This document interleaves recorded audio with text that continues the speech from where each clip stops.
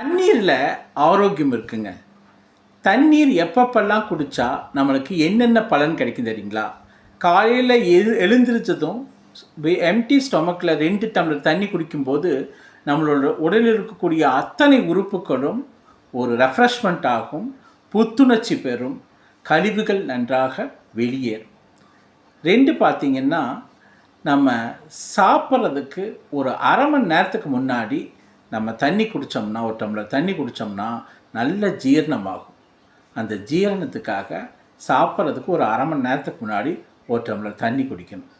அப்புறம் குளிக்கிறதுக்கு ஒரு 1 மணி நேரம் அரை மணி நேரத்துக்கு முன்னாடி தண்ணி குடிச்சிங்கன்னா அது என்ன ஆகுன்னா, உங்களுடைய பிளட் பிபியை, அதாவது பிளட் ப்ரெஷரை நார்மல் ஆக்கிறதுக்கு உதவும்.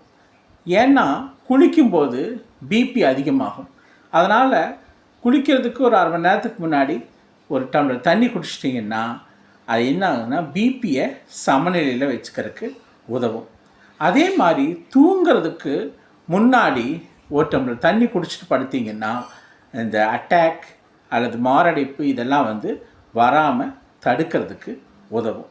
ஸோ சரியான நேரத்தில் சரியாக தண்ணி குடிங்க. அது உங்களுடைய ஆரோக்கியத்துக்கு மிகவும் முக்கியம்.